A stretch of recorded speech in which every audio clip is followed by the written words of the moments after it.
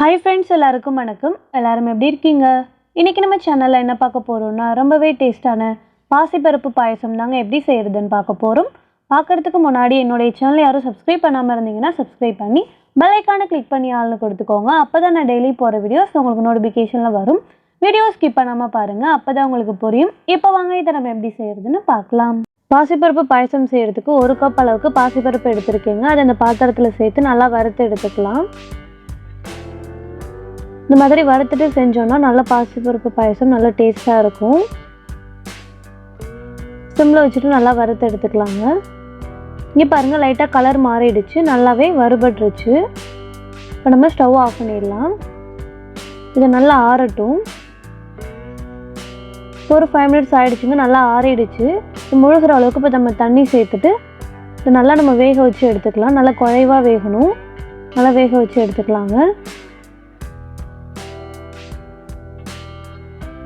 ஏன்னா stove on பண்ணி பாத்திரம் எடுத்துருக்கேங்க. இந்த பாத்திரத்தில் கொஞ்சமாக நெய் சேர்த்துட்டு திராட்சை முந்திரியை நல்லா வறுத்து எடுத்துக்கலாம்.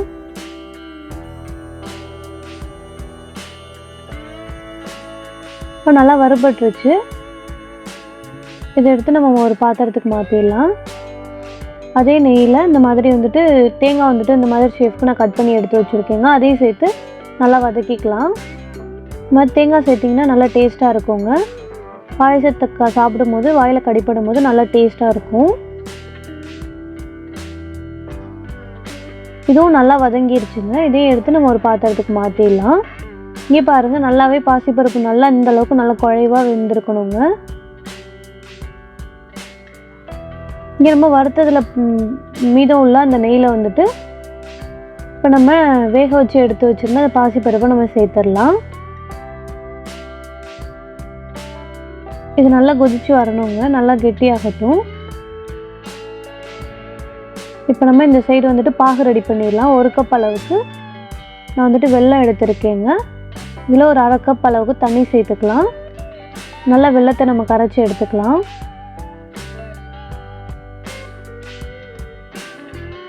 ஒரு கப் பாசிப்பருப்புக்கு 1 கப் வெல்லம் கரெக்டான அளவுங்க.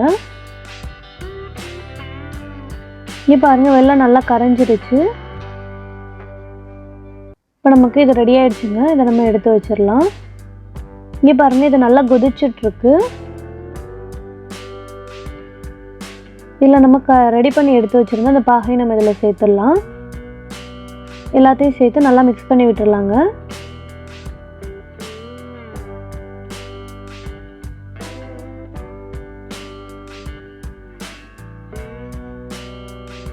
ரொம்பவே டேஸ்ட்டாக இருக்குங்க. கண்டிப்பாக ட்ரை பண்ணி பாருங்கள். இது கூட கொஞ்சமாக உப்பு சேர்த்துக்கலாம்.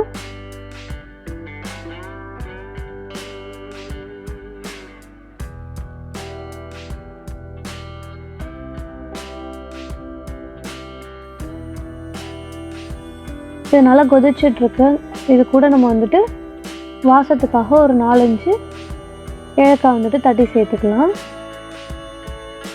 ஏன்னா தேங்காய் பால் பிழிஞ்சு எடுத்து வச்சுருக்கீங்க ஒரு 1/2 கப் அளவுக்கு. அதையும் நம்ம இது கூட சேர்த்துக்கலாம்.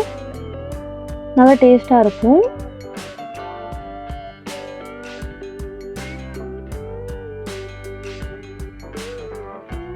இப்போ நம்ம இது கூட திராட்சை முந்திரி அந்த தேங்காய்லாம் எடுத்து வச்சுருந்தோம் இல்லையா, அதையும் நம்ம இதில் சேர்த்து நல்லா மிக்ஸ் பண்ணி விட்டுடலாங்க. இங்கே பாருங்கள், பார்க்கவே ரொம்ப நல்லா இருக்குது பாருங்கள். நல்லா டேஸ்ட்டாகவும் இருக்குங்க. கண்டிப்பாக ட்ரை பண்ணி பார்த்துட்டு எப்படி இருக்குங்கிறத கமெண்ட்டில் சொல்லுங்கள். இந்த வீடியோ உங்களுக்கு பிடிச்சிருந்துச்சுன்னா என்னுடைய சேனலை சப்ஸ்கிரைப் பண்ணி பெல் ஐகானை கிளிக் பண்ணி ஆல்னு கொடுத்துக்கோங்க. அப்போ தான் நான் டெய்லியும் போகிற வீடியோஸ் உங்களுக்கு நோட்டிஃபிகேஷனில் வரும். லைக் பண்ணுங்கள், ஷேர் பண்ணுங்கள், கமெண்ட் பண்ணுங்கள். தேங்க்யூ.